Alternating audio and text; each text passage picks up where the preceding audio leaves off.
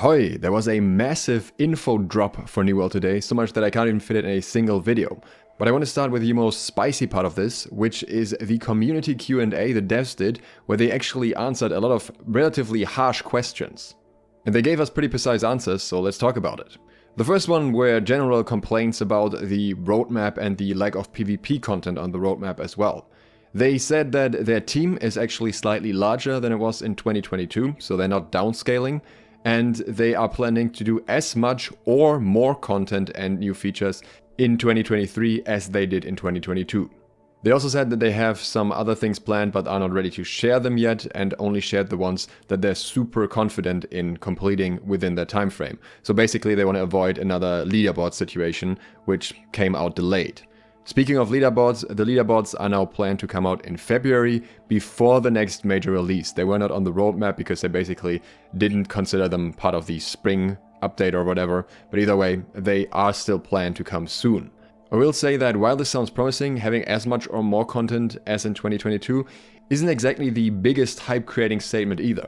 A lot of 2022 had a fair bit of a content drought, and also a lot of it was focused more on fixing existing problems rather than introducing massive amounts of new content.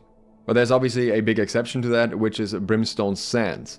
And this is something they mentioned at the end of the show, that ideally they want to have an annual major content release like Brimstone Sands, and they're working on another one of those for 2023 as well, but they're not ready to talk about the specifics yet. In that context, they also didn't feel comfortable talking about the September part of the roadmap yet, so the last part that they showed for 2022, but they didn't want to overpromise, and they're saying that we'll hear more about that around mid-2023, so it'll be quite a while until we see the last part of the roadmap. They also answered the question about PvP content. On one hand, they think that the influence game changes will set up for more open world PvP. At the same time, the whole influence game thing that they were talking about before isn't even on the roadmap yet, so I guess they don't know when they're gonna release that, but I'm a bit more skeptical about that as a whole. I think even if this open world PvP segment was very successful, and this was an aspect that a lot of players enjoy, it would still be one that is primarily bound to factions, to companies, and not something you can easily queue up like any instant PvP mode that we have. So for a lot of the player base, it wouldn't be that relevant even if it's good. Also, if it ends up being really good, it could actually end up reducing the amounts of wars that happen because people open world PvP to prevent the wars, and then we'd actually have less PvP in return for more PvP, so I'm a bit skeptical about that whole aspect. They did also talk about the question of new OPR and arena maps though. They said that they were thinking about doing another OPR map, but they're currently not planning to do that because they're worried about splitting queues. I'm not quite sure why they didn't consider just having a random map choice for every match that you queue into, but they are planning to refresh Outpost Rush a little bit. They're thinking of introducing some improvements, tuning, and a light revamp of OPR with the cross-world OPR release, which in my opinion is still quite far away, and I think it would be better to introduce at least some of the minor changes to OPR before that already. Was asked if there are any news on Daggers, and they said the next weapon will likely not be Daggers, but instead another focused weapon that is focused on healing and buffing. If you're familiar with the earlier weapons that were tested in earlier phases of the game, there is a very good chance that this could be the Celestial Gauntlet, or maybe it could be one of the mace weapons, though as far as I'm aware, those were not really designed as focus weapons primarily back then. So we'll find out, but I'll put my bet on the Celestial Gauntlet. Daggers, however, are still a part of the conversation, just later down the road. Mounts, another question. They are working on them, but they are nowhere near ready.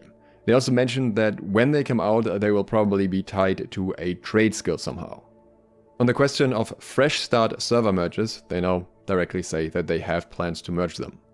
They were asked if once Transmog comes out, will we be able to dye skins as well, and the answer to that was yes.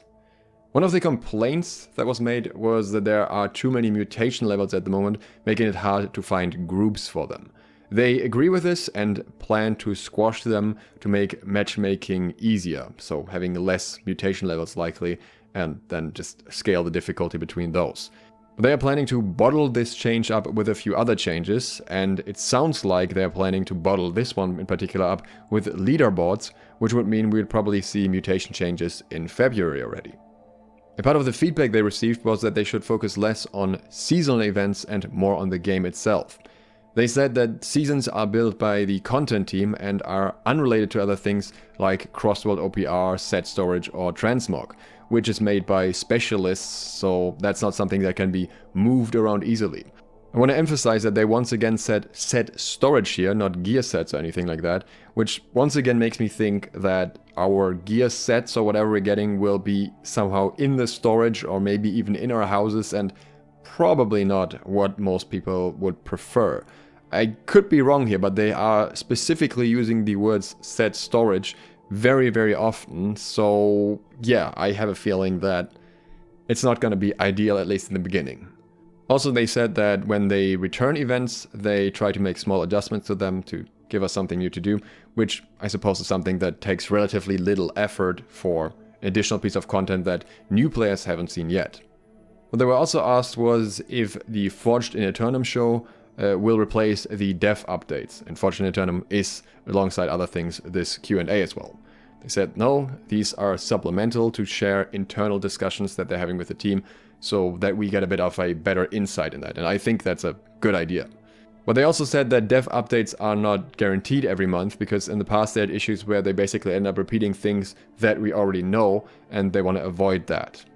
Generally, I think the Q&A covered a lot of criticism, a lot of the questions that people had after seeing the roadmap, and in a way almost gave us more information than the roadmap itself.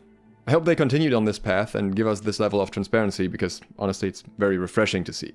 They also had a community question that you can answer on pretty much any platform they're active on, which was what adjustment you would like to see for Outpost Rush.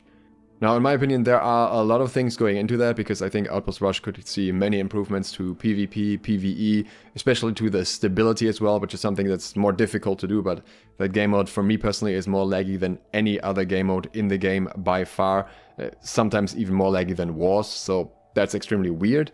But the things that I specifically suggested are ones that I think are more easy to tackle, which is on one hand that I said the scoring system should be updated so that holding and protecting a point is actually rewarded more and generally playing tactically compared to focusing mostly still on kills and damage.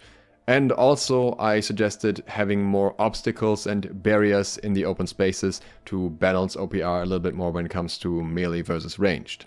But I'm sure people have plenty more feedback on that, so if you have anything of that sort, I recommend posting it on their video, on their Twitter, in the forums, wherever you want to post it, just so they're able to see it. But they also released the full patch notes today, so that's something we'll talk about later. If you'd like to see that, please consider subscribing and clicking the bell so you get notified. Thanks for watching. SLOTH, out.